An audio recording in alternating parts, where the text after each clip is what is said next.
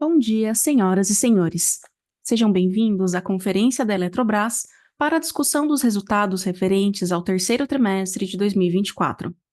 Estão presentes aqui hoje o senhor Ivan de Souza Monteiro, presidente da Eletrobras, senhor Eduardo Rayama, vice-presidente financeiro e de Relações com Investidores, senhor Antônio Varejão de Godoy, vice-presidente de Operações e Segurança, a senhora Camila Araújo, vice-presidente de Governança, Riscos, Compliance e Sustentabilidade, o senhor Hélio Wolff, vice-presidente de Estratégia e Desenvolvimento de Negócios, o senhor Ítalo Freitas, vice-presidente de Comercialização, o senhor Juliano Dantas, vice-presidente de Inovação, P&D, Digital e TI, o senhor José Eduardo Guimarães Barros, diretor jurídico, o senhor Renato Carreira, vice-presidente de Suprimentos e Serviços e vice-presidente interino de Gente, Gestão e Cultura, o senhor Robson Pinheiro de Campos, vice-presidente de Engenharia de Expansão, e o senhor Rodrigo Limpe, vice-presidente de Regulação e Relações Institucionais. Informamos que este evento será gravado e o replay poderá ser acessado no site de Relações com Investidores da companhia, assim como a apresentação aqui divulgada, ambas em português e inglês. Destacamos que, para quem precisar de tradução simultânea, temos essa ferramenta disponível no ícone do globo, escrito Interpretation, localizado no centro inferior da tela. Ao selecioná-lo, escolha o seu idioma de preferência. Para a sessão de perguntas e respostas, caso deseje fazer uma pergunta, por favor, informe o seu nome e empresa via ícone de Q&A no botão inferior de sua tela. Por padrão da dinâmica, seus nomes serão anunciados para que façam sua pergunta ao vivo. Nesse momento, uma solicitação para ativar o seu microfone aparecerá na tela. Caso não queira abrir o seu microfone ao vivo, favor escrever o seu nome e a empresa, seguindo o de sua pergunta, também no campo de Q&A, para que nosso operador a leia em voz alta. Antes de prosseguir, gostaríamos de esclarecer que eventuais declarações que possam ser feitas durante essa teleconferência, relativas às perspectivas de negócios da companhia, projeções, metas operacionais e financeiras, constituem-se em crenças e premissas da diretoria da Eletrobras, bem como em informações atualmente disponíveis para a companhia. Considerações futuras não são garantias de desempenho, pois envolvem riscos e incertezas e, portanto, dependem de circunstâncias que podem ou não ocorrer. Os investidores devem compreender que condições econômicas gerais e outros fatores operacionais podem influenciar nos resultados expressos em tais considerações futuras. Agora, gostaríamos de passar a palavra ao senhor Ivan Monteiro, presidente da Eletrobras, que iniciará a apresentação. Por favor, senhor Ivan, pode prosseguir. Obrigado. Bom dia. Agradeço a participação de todos na divulgação dos resultados do terceiro trimestre. Inicio falando da construção que estamos discutindo do orçamento para o ano de 2025. E, na visão da diretoria executiva, marcará simbolicamente o fim dessa etapa de ajuste mais relevante na Eletrobras. E continuaremos perseguindo na construção dessa peça orçamentária a busca incessante por melhoria da produtividade e da eficiência operacional. Pela primeira vez na história de 60 anos da Eletrobras, teremos a liberdade de gerir os seus custos na plenitude, após as discussões ocorridas no âmbito do Acordo Coletivo de Trabalho. Esta exigência na busca de eficiência é uma imposição da regulação e dos reguladores e busca aumentar a competitividade da participação da Eletrobras nos leilões que ela já vem participando, nos leilões futuros, bem como aumentar a sua competitividade perante os nossos concorrentes na busca e na conquista de clientes. Reafirmamos aqui o nosso compromisso de alcançarmos um PMSO em 2024 abaixo de 7 bilhões de reais, inferior a 6 bilhões de reais para 2025 e próximo a 5,5 bilhões de reais em 2026. De uma empresa sem qualquer foco no cliente para uma provedora de soluções de energia para os mesmos. A equipe, processos e estratégias de comercialização já estão atuando com base nessa diretriz de foco do cliente. As captações realizadas ao longo dos anos de 2023 e 2024, com diversificação das fontes de funding, algumas inéditas, como a captação realizada junto a uma Export Credit Agency da Itália, consolida uma forte posição de caixa permitindo a construção de alternativas para a futura alocação de capital, em especial suportando o substantivo crescimento de nosso CAPEX. A gestão do empréstimo compulsório e sua trajetória de redução nos últimos trimestres mostra um foco na resolução definitiva de um conjunto de legados que que buscam de maneira definitiva a mitigação de ocorrência de eventos não recorrentes nos futuros trimestres. Estamos atuando agora como uma empresa integrada com uma gestão central de uma empresa que tinha 4 subsidiárias com estratégias diferenciadas, sem uma hierarquização de prioridade e com uma estrutura profundamente burocrática e hierarquizada. Na gestão dos mais de 86 mil equipamentos da empresa, estamos utilizando a melhor tecnologia, inteligência artificial, machine learning e tudo que estiver disponível ao nosso alcance para buscar um grau efetivo e central de gestão desses mesmos equipamentos. Parceria para a aquisição de conhecimentos e desenvolvimento de novas tecnologias, com universidades, institutos de pesquisa e empresas moldarão a Eletrobras do futuro. Passo agora a palavra ao nosso CFO, Ayama, para detalhar os resultados da companhia no terceiro trimestre de 2024. Muito obrigado. Obrigado, Ivan. Bom dia a todos. Passando para o slide 4, então, mas dado que o Ivan já comentou vários deles, eu vou só dar uma pincelada. O primeiro é que, com o acordo coletivo que nós assinamos, nós já lançamos um novo programa de demissão consensual, né? E vai na linha da gente continuar simplificando a nossa estrutura corporativa. Em termos de capital, a gente mencionou no último trimestre que já havia incorporado Furnas, e esse trimestre foi o primeiro, já com os resultados sendo positivamente impactados por essa fusão, né, com Eletrobras e Furnas. Ainda nesse trimestre, nós assinamos, ainda de forma precária, mas já assinamos a troca da contraparte dos contratos das térmicas, que anteriormente estava com a Amazonas Energia e agora são contratos do SER, contratos de reserva. Concluímos a venda numa operação secundária de ações da CETEP, da Transmissão Paulista. Na parte de gestão financeira já foi comentado, né, que acho que praticamente já concluímos todas as nossas captações, não tendo mais nada para os próximos anos, estão bem tranquilos. E no empréstimo compulsório continuar reduzindo todo o legado que nós carregamos ainda do passado. No slide 6, entrando um pouco na parte de simplificação de estrutura, nós terminamos com um custo operacional recorrente de 1 bilhão, próximo de 1 bilhão e 700, né, que seria um incremento em relação ao trimestre anterior de 7%, em relação ao ano anterior de 1%. Mas é importante mencionar que dentro desse 1 bilhão e 700, nós temos mais ou menos 74 milhões que estão destacados, que foi o seguro, né, para o contrato que foi repactuado do GSF de Tucuruí, de 74 milhões. Esse contrato era um contrato do ACR, né, e a partir do trimestre seguinte não tem mais esse custo impactando o resultado. Um outro ponto importante, quando a gente compara o segundo trimestre contra o terceiro trimestre em termos de custo, por conta da incorporação de Furnas, várias coisas a gente prorrogou de custo, principalmente terceiros, do segundo para o terceiro trimestre. Então, acho que a melhor forma de olhar, talvez, o custo desse trimestre, principalmente na linha de terceiros, é olhar meio que uma média dos 2 trimestres, tá? Em termos de normalização. Embaixo no gráfico, né, nós mostramos a quantidade de colaboradores da empresa, né, com uma tendência de queda em relação ao anterior, uma leve alta em relação ao segundo trimestre, mas com o PDC, essa tendência de queda volta a continuar. No slide 7, em termos de solidez financeira, que eu comentei, né, nós fizemos um esforço muito grande de captação, aproveitando o bom momento de mercado, né, captando 22 bilhões somente nesse ano.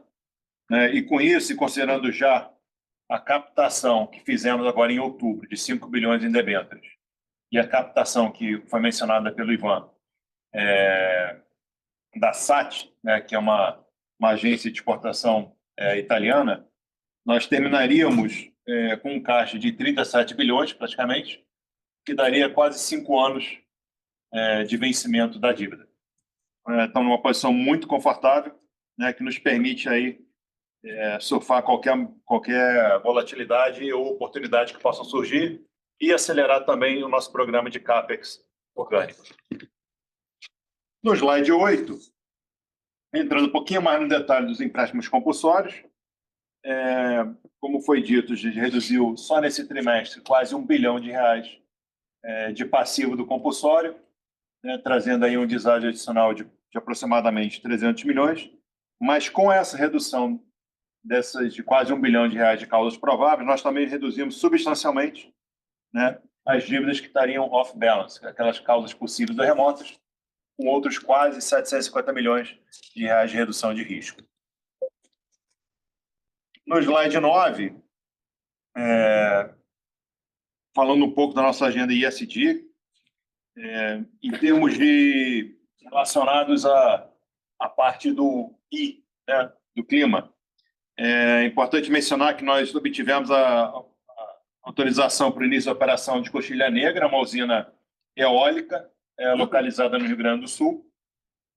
Em termos de transparência, continuamos aqui publicando novos cadernos com mais transparência do que a gente vem fazendo, né, nas várias frentes, seja na holding, seja na CGT, seja em termos de biodiversidade, e também na parte de inovação e tecnologia. E na parte de governança, foi a criação da nossa comissão socioambiental, né, que envolvem aqui várias vice-presidências da companhia. No slide 11, passando um pouco em relação ao nosso balanço de energia, nesse trimestre, é importante mencionar que nós continuamos avançando, né, na construção de longo prazo, que é trazer clientes finais para a nossa base, né, e, com isso, vendendo mais energia no tempo.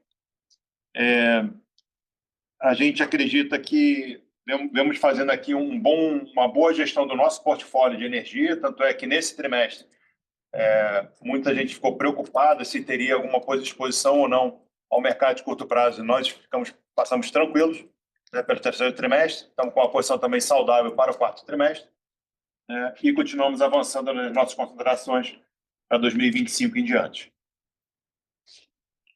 No slide 13, aqui explicando um pouquinho, né, o que aconteceu nesse ano e principalmente agora no segundo semestre. No gráfico de cima à esquerda, ele mostra a afluência das águas nos rios, né, nos últimos anos. Então, pode-se ver claramente que tivemos uma ótima afluência, né, no final de 2022, 2023, que levou, né, no gráfico de baixo a um preço baixo de energia, ficou no piso, R$ 61, mas que essa situação mudou bem a partir de junho, em termos de preço, né, muito em função das perspectivas de chuvas para o segundo semestre, né? E a gente acredita que essa volatilidade de preços ela veio para ficar, né, e temos nos beneficiado bastante, né, em estar o tempo todo monitorando essas mudanças, né, e nos posicionando conforme a gente vê uma oportunidade. No slide 14, é um ponto que até o ano passado muito pouco se falava, a gente chegou a comentar no primeiro trimestre desse ano, no segundo, mas o efeito tinha sido pequeno, e ele agora foi bem mais pronunciado no terceiro trimestre e no quarto trimestre, que é o quê? Que a gente chama de modulação. É o efeito de como a geração de energia se comporta ao longo do dia, e como é que isso se traduz em termos de receita por conta da oscilação também do preço spot ao longo do dia. E a gente vem falando que o nosso portfólio, que é eminentemente 90 e poucos % de hidrelétricas, ele é um portfólio que está sempre positivamente exposto, né, a essa oscilação de preços. E como é que se traduz em termos de receita?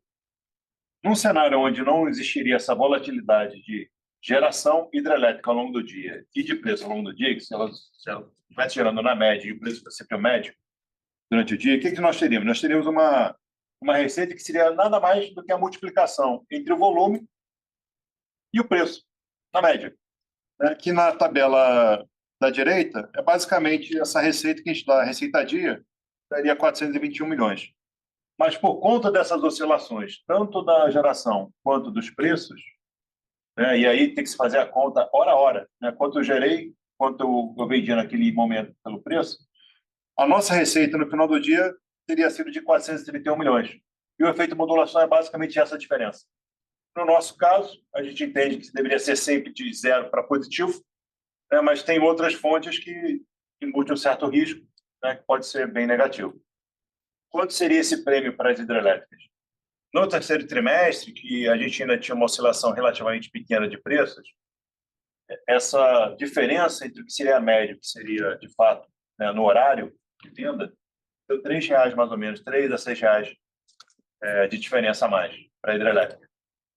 Em outubro, esse ganho já foi quase que 6 vezes o valor, né, do trimestre inteiro. Então, para mostrar o impacto, de fato, né, que essa volatilidade que veio para ficar vai ter nos nossos resultados para frente. No slide 16, aí entrando um pouquinho só mais nos destaques agora financeiros, nesse trimestre nós tivemos a repactuação do GSEPS Tucuruí, que trouxe uma receita de aproximadamente 1,3 bilhão de reais. Além disso, por conta do nosso contrato de compra e venda das térmicas, que parte da energia estava sendo vendida para a Amazonas, e pelo contrato estar sendo honrado, né, nós revertemos quase 400 milhões de provisões que havíamos feito no segundo trimestre, referente a essas vendas de energia. Além disso, no nosso resultado societário, nós reconhecemos uma receita de aproximadamente 6 bilhões na transmissão, né? E em termos de lucro, daria mais ou menos 5,4 bilhões o impacto no lucro. O quinto já comentamos, que é a dos empréstimos compulsórios, e o sexto também, da nossa sólida posição financeira. No slide 17, os principais destaques, como eu havia comentado, na receita, foi a receita advinda da repactuação do GSEPS Tucuruí, com uma queda na receita da transmissão por conta da revisão tarifária. Parte dessa receita que caiu na transmissão, ela desaparece a partir do julho do ano que vem, a transitória. Do lado do EBITDA, além do impacto da receita e do custo, que meio que veio em linha com o ano anterior, nós tivemos o ganho pela reversão da provisão dos recebíveis de Amazonas, né, como eu havia comentado. E, por fim, no lucro reportado, queria destacar, né, que dos 7,5 bilhões, que é o lucro ajustado, 5,4 bilhões vem desse efeito da remensuração, né, da base de ativos da transmissão por conta da revisão. No slide 18, entrando no PMSO, para fins de comparabilidade, como no ano anterior, nós não havíamos apropriado trimestralmente a despesa estimada de PLR ao longo dos trimestres. Nós lançamos no trimestre do ano anterior o que seria essa despesa, para fins de comparar com o trimestre desse ano. Então, no IFRS, que a gente chama de ajustado, já está lançado no P esse efeito, né? O nosso custo ele já vem caindo do P, muito em função de todos os ligamentos que nós fizemos de recontratações também, desde a privatização. Na linha de serviço que eu comentei, aí comparando não com o terceiro trimestre do ano anterior, mas com o segundo trimestre desse ano, né, teve sim um certo diferimento de algumas ações por conta da incorporação de Furnas. E na linha de outros, nós concluímos aí sim toda a revisão dos nossos depósitos judiciais, que no final teve um impacto líquido de 64 milhões no resultado, mas parte dele transitou como despesa de outros, no PMSO, 220 milhões, parte transitou na linha de provisões de contingências, que eram contingências que ainda estavam provisionadas, mas já haviam sido pagas com as baixas dos depósitos no passado, e também de correções monetárias desses depósitos que foram baixados, que transitou pela linha financeira. Por fim, lembrando que dentro desse 1.692 tem um custo do seguro do GSF de Tucuruí de 74 milhões, que provavelmente a partir do quarto trimestre desaparece. No slide 19, entrando um pouco nas provisões, acho que já comentei quase todas elas, lembrando da baixa aqui que nós fizemos pelo compulsório de 300 milhões e pela reversão também de contingência relacionada aos depósitos que nós ajustamos, são os principais highlights, e todo o restante eles estão muito mais relacionados ao ano anterior do que, de fato, a esse ano. Eu acho que com isso podemos passar para a sessão de perguntas e respostas. Obrigado. Obrigada. Iniciaremos agora a sessão de perguntas e respostas para investidores e analistas. Caso deseje fazer alguma pergunta, por favor, informe o seu nome e a empresa via ícone de Q&A no botão inferior da sua tela. Pedimos, por gentileza, que façam todas as perguntas de uma só vez, aguardando a resposta da companhia. Para fazer uma pergunta por texto, basta enviá-la através do ícone de Q&A, informando o nome e a empresa. A primeira pergunta vem de Carolina Carneiro, do Safra. Carolina, pode prosseguir. Bom dia, pessoal. Obrigada pelo call. Duas perguntas. A primeira ainda sobre custos, né? Dá para ver a evolução no ano contra ano, mas a gente ainda tem um pouco de volatilidade entre trimestres. Por exemplo, se eu comparar PMSO desse TRI com o trimestre passado, e aproveitando que vocês comentaram um pouquinho sobre esse plano de demissão consensual, vocês conseguem ajudar a gente a entender aqui o que tem de recorrência no que a gente viu do terceiro TRI de fato contra o segundo TRI, e de repente o que a gente pode esperar, pelo menos de tendências para os próximos trimestres, tá? Acho que gerou bastante dúvida em relação a essa questão de recorrência. E a segunda é sobre mercado de energia, né? Olhando o balanço energético de vocês, a gente sabe que tem uma estratégia para talvez ainda não ter 100% de exposição de fato do que vocês venderam de energia, mas algumas empresas do setor divulgaram uma série de balanços energéticos com vendas relevantes para 2026 até 2028. Então, se vocês pudessem passar, e vendas a preços como tão altos quanto R$170, R$180 por megawatt-hora, vocês até colocaram um nível de preço mais alto nesse trimestre, também dentro do balanço de vocês. Se vocês puderem comentar, se vocês também conseguiram fazer movimentações e comercialização de energia para períodos mais longos, além de 2025, e dois, se esse nível de preço que a gente viu para outras empresas é, de fato, um nível coerente com o que vocês estão vendo de demanda para contratos de vocês. Obrigada. Obrigado, Carol. Bom dia. Carol, PMSO, eu acho que a fala deixou claro o compromisso que nós temos numa trajetória de redução substantiva do PMSO, tá? Nas mais diversas linhas. São inúmeros exemplos de procedimentos que nós adotamos aqui na companhia. Você pode continuar acreditando nessa queda, não queria te dar um número de decorrência, mas os números que a gente acabou de passar, de um número abaixo de 7 bilhões para esse ano, abaixo de 6 bilhões ano que vem e aproximadamente 5,5 para 2026, essa é a trajetória que vai estar nas peças orçamentárias que a companhia vai submeter na discussão da diretoria executiva e no Conselho de Administração. Tá? Isso é um compromisso inabalável da companhia e a gente acha absolutamente factível de atingirmos esses números e essa performance. Tá? Com relação às questões envolvendo a nossa atuação na comercialização de energia, eu peço a palavra aqui do nosso vice-presidente. Obrigado, Ivan. Obrigado, Carolina. Vamos lá. No curto prazo, a gente capturou muito essa volatilidade de preços aí que houveram, né, devido à restrição de RENA no último trimestre. A gente vem aumentando a nossa carteira de clientes para mais de 700 clientes, como foi projetado, né? Acho que até agora até mais. E a longo prazo, obviamente, que tem uma volatilidade menor, a longo prazo, mas é importante salientar, Carolina, que O Brasil está passando por um momento de mudança no setor de energia, onde existe um grande desafio relacionado às renováveis variáveis, ou às renováveis intermitentes, como o pessoal conhece. Essas renováveis variáveis estão com mais dificuldade de serem implantadas aí a longo prazo, a médio e longo prazo, e isso pressiona o preço para cima, sem dúvida nenhuma. Você não tem a mesma quantidade de projetos que foram feitos nos últimos 10 anos, planejados para os próximos 5 ou 6 anos. Por que isso? Porque esse tipo de geração, como o nome já diz, intermitente, ele tem a questão que foi explanada aqui pelo Ayama sobre a questão da modulação, tem outros desafios, como é o caso de containment, que já está até famoso essa palavra, né?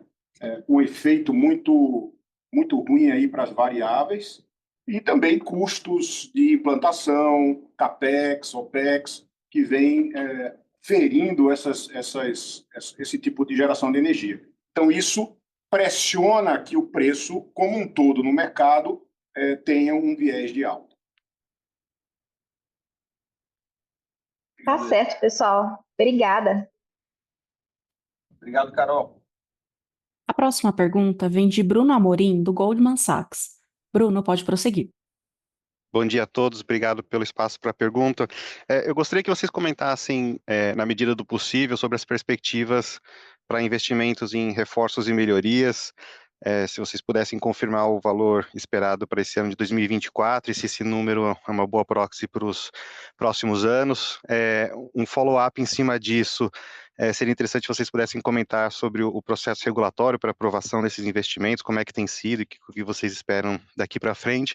E um último comentário relacionado a isso também, como é que vocês têm visto a tendência de preços de equipamentos.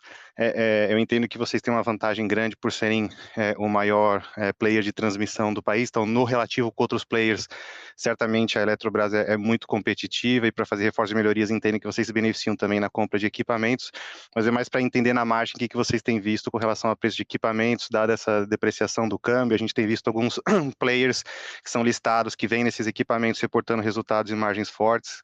Então, é mais para entender assim, a perspectiva de rentabilidade desses investimentos daqui para frente. Obrigado. Bruno, vou ter que acionar aqui 3 vice-presidentes, mas vamos lá. Vamos começar pelo Hélio, para falar um pouco da questão do CAPEX de reforços e melhorias. Eu passo em seguida para o Límpio, para falar um pouco da questão da regulação, e termino com o Renato, para falar dessa questão do preço dos equipamentos. Hélio, por favor. Vamos lá. Bom dia a todos. Bom dia, Bruno. Obrigado pela pergunta. Acho que o primeiro ponto, com relação ao volume, né, a gente fez uma trajetória aí dos últimos anos, realizando perto de 2,5 ano passado. Esse ano a gente está fazendo mais, já vamos passar de 3 bi, e logicamente é um sinal da evolução. A gente enxerga os próximos anos com um potencial de executar ainda mais, né? Relevante não é só o volume, mas é executar bem feito. Então a gente está assegurando que o crescimento também ele seja proporcional à nossa capacidade de execução, fazendo prazo no orçamento. Então, isso tudo a gente está modulando. O segundo ponto, e a questão da aprovação dos reforços e melhorias, a gente tem um backlog bem interessante de possibilidade de investimento, e trabalho em conjunto com operação com engenharia primordialmente trabalhando na questão de segurança dos nossos ativos, de preservar os nossos ativos, e isso, logicamente, vem com uma remuneração adequada. Então, a gente, dessa forma, a nossa percepção é que o regulador tem buscado incentivar a gente também a promover mais investimentos, a catalogar mais investimentos, para que a gente realize mais, né, cresça o sistema e melhore a nossa operação. Então, esse é um pouco a tônica. A gente enxerga que tem bastante espaço ainda para crescer nos próximos anos. Bom dia a todos, bom dia, Bruno. Só complementando o ponto do Hélio. Na transmissão, nós temos uma regulação muito bem consolidada, especialmente em termos de reforço e melhoria de grande porte, pequeno porte, em que alguns são autorizados previamente, outros partem dos agentes identificadas as necessidades para aumentar confiabilidade também, naturalmente fazendo todas as análises de viabilidade econômica, que alguns são reconhecidos durante o processo de revisão tarifária. A gente acabou de concluir, nesse trimestre, o processo de revisão tarifária do ciclo 2018-23. Tivemos reconhecimento das receitas, dos investimentos. Já estamos trabalhando para o ciclo da revisão de 2028, iniciando toda a parte de gestão da base regulatória para que a gente tenha cada vez mais otimização no nosso processo de reconhecimento dos investimentos realizados, considerando as taxas regulatórias definidas pela agência. Obrigado. Renato, por favor. Bom dia, Bruno. Então, o mercado segue, né, com alta demanda, existe sim a tendência de aumento nos preços, seja pela pressão na matéria-prima, né, que segue alta, mas também pela alta demanda pelos equipamentos e a falta de capacidade produtiva, né, de curto prazo. Os fornecedores, apesar de terem planos de expansão nas suas fábricas ao redor do mundo, eles não conseguem reagir e também não investem tão rapidamente, né, eles esperam tendência de mais confirmação de tendência de mais longo prazo no crescimento para implementar mais fábricas aí atender a demanda.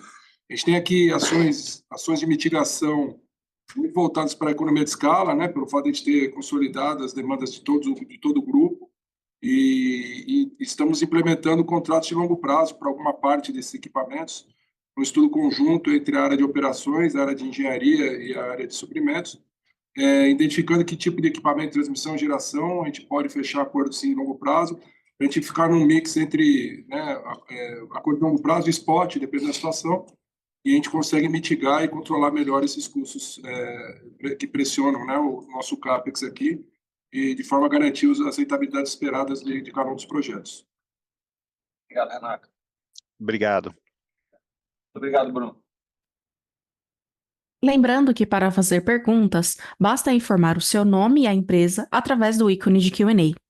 Para fazer uma pergunta por texto, basta enviá-la através do mesmo ícone, informando o nome e a empresa. A próxima pergunta vem de Marcelo Sá, do Itaú. Marcelo, seu microfone está liberado. Olá, pessoal. Obrigado pelo call.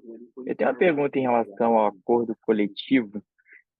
Vocês falaram que tiveram uma adesão de 65% dos funcionários. Eu lembro que existia ali uma pendência, se não me engano, em Furnas, em Chesf, mas Chesf tinha uma chance de reverter. Então, eu não sei se Chesf já teve ali a aprovação do funcionário de Chesf, talvez o pendente seria só Furnas.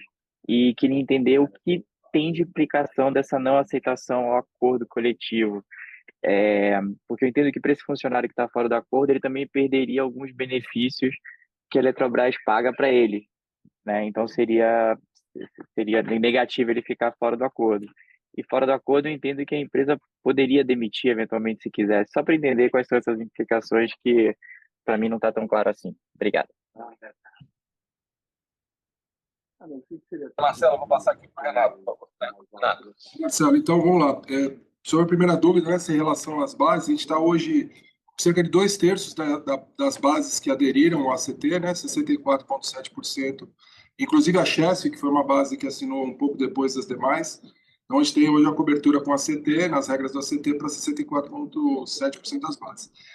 Realmente, né, a base Rio aqui, que representa a Furnas e uma parte da holding, ela segue fora da ACT, mas, ao mesmo tempo, né, o próprio ministro Toffoli entendeu que o acordo coletivo anterior já venceu, então, neste momento, está correto a interpretação. Essa base do Rio está fora da ACT, ela está na CLT, literalmente. E, por consequência, sem os benefícios que a ACT anterior cobria. A gente fez a proposta, obviamente, nos mesmos termos, que é uma proposta muito vantajosa para os empregados, né, para adesão desse grupo. Esse grupo resolveu não aderir, segue aí nas conversas, aberto às conversas e com intermediação do TST, mas para o momento atual a gente está seguindo a nossa vida normal aí de reposição dos funcionários, de otimização dos recursos, nessa linha com 2/3 da companhia geridos pela CT e 1/3 da companhia sem uma CT vigente. Só para entender, porque acho que estava escrito um comentário na apresentação que o acordo coletivo foi um aumento de 4 e pouco por cento em termos reais. É isso que vocês propuseram para ter essa adesão? E por que Furnas não aceitou? Se você puder comentar qual é o principal pushback, o que eles estão pedindo? Vamos lá, o reajuste, né, o que a gente teve de benefícios no ACT, que tem sim uma correção de inflação apenas para salários até R$ 6.000, né, que é a base mais operacional. O que ficou acordado para aquilo que é acima de R$ 6.000 e para as empresas, a gente não precisa ter correção da inflação nem no salário nem no benefício, né? Então, isso é o que ficou na CT vigente. Por isso aí o reporte que o Ayama comentou sobre o impacto para o PMSO. Com relação a Furnas, eles sinceramente mudam de posição, dependendo da situação. Muitas vezes se sentiu próximo ao acordo com as condições atuais. Eles pedem sempre algo ou reabrem a negociação. A gente continua com a porta aberta aqui para conversar, né? Com o apoio do TST quando necessário, mas por enquanto a gente não tem nenhum aceno da parte deles que eles desejam aderir ao nosso CT. E nós também não temos nenhuma intenção de mudar o nosso posicionamento por enquanto. Ótimo. Muito obrigado aí, pessoal. Obrigado, Marcelo. A próxima pergunta vem de Guilherme Lima, do Santander. Guilherme, pode prosseguir. Bom dia, pessoal. Tenho duas perguntas aqui. Primeiro, eu queria voltar no tema que a Carol levantou do PMSO. Vocês mencionaram o compromisso de 5,5 bi até 2026, né? Olhando lá para o número que a empresa mostrava em 2023, fazendo os devidos ajustes de inflação, parece parecido com o guidance anterior. Eu só queria entender se vocês já olharam para o número anterior e aí vocês fizeram uma avaliação que, de fato, esse é o número que seria possível de ser atingido, ou vocês poderiam, eventualmente, olhar para o número anterior e revisar de maneira que a gente pudesse ver um número diferente desses 5,5 bi em 26. E a outra pergunta é em relação à estratégia de comercialização. A gente tem visto, na verdade, em relação ao mercado de comercialização, a gente tem visto algumas notícias falando sobre um risco crescente de inadimplência entre as comercializadoras. Eu queria entender se vocês têm visto esse risco se propagando perante o mercado e se vocês acham que teria algum tipo poderia impactar de algum modo negociações, principalmente em relação ao preço de energia nesses últimos dias. Se vocês puderem comentar um pouquinho desse tema. Obrigado. Obrigado, Guilherme. Com relação à trajetória de PMSO, a gente nunca estimula vocês a acompanharem variações trimestre a trimestre, tá? Porque elas podem ter eventos extraordinários de natureza diversa. Por isso que é bom olhar sempre a tendência. Então, prover e dar essa informação sobre esta tendência é que é relevante. E você, só lembrando aqui, o valor que a gente deu lá em 23, né, um valor nominal, quer dizer, tem que ser atualizado pelo próprio crescimento natural de inflação, etc., que hoje não é um privilégio somente de um pedaço do planeta Terra. Várias geografias enfrentaram repiques inflacionários. Mas o que a gente queria confirmar era essa trajetória de redução, e eu diria para você que o compromisso que nós temos é de revisitar, não com base em médios ou com base em históricos, mas com base nas novas tecnologias que a gente está implementando todo dia para buscar processos cada vez mais eficientes e até para questionar a existência de alguns processos que, porventura, a companhia ainda tem. Então, essa trajetória é a trajetória que será introduzida e será debatida nas peças orçamentárias dos próximos anos. A impressão que eu tenho é que o número que a gente pode entregar ou pode performar parece ser melhor, mas nós não queríamos nos comprometer com isso neste momento. Mas a visão que nós temos é que parece ser melhor. Com relação à comercialização, eu passo a palavra ao vice-presidente. Obrigado, Ivan. Obrigado, Guilherme, pela pergunta. Realmente, houve aí nas últimas semanas ou 2 meses atrás uma volatilidade, né, do mercado e certas comercializadoras passam por situações, quando tem uma volatilidade muito grande, passam por situações mais críticas em seus balanços. A gente viu isso, está vendo. Isso é característica de um mercado com uma vol muito grande, como a gente sabe. Também dá um custo para que esse mercado comece a amadurecer ainda mais. Para o futuro, a gente não vê um impacto, não esse tema especial, um impacto nos preços, mas, na realidade, é uma junção de vários fatores. nós não estamos expostos a essas empresas, essas comercializadoras que estão aí passando por essas dificuldades, e poucas que a gente está trabalhando, a gente até mesmo renegociou, até com um recut interessante. A Eletrobras trabalha com um range de contraparte muito saudável, muito sedimentada aqui no mercado, e o que a gente vê é que isso pode ser o início de uma maturidade maior do mercado livre de energia aqui do Brasil. Obrigado, Ivan. Só complementar muito rapidamente sobre a importância da pauta de segurança do mercado, que é uma pauta liderada pela ANEEL e pela CCE, que ainda, sem dúvida, ainda há muito trabalho a ser feito, mas já tivemos avanços muito importantes, especialmente no trabalho que a CCE tem feito de monitoramento do mercado.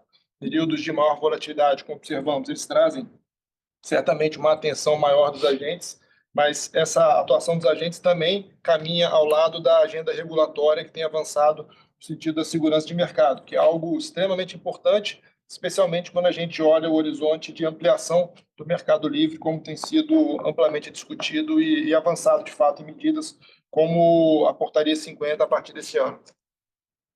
Obrigado, Limpo. Obrigado, Lito. Obrigado, pessoal. A sessão de perguntas e respostas está encerrada. Gostaríamos de passar a palavra ao senhor Ivan Monteiro para que faça as considerações finais da companhia. Agradecendo novamente a participação de todos e colocando, evidentemente, a área financeira de RI à disposição para perguntas adicionais. Muito obrigado a todos. A conferência da Eletrobras está encerrada. Agradecemos a participação de todos e tenham um bom dia.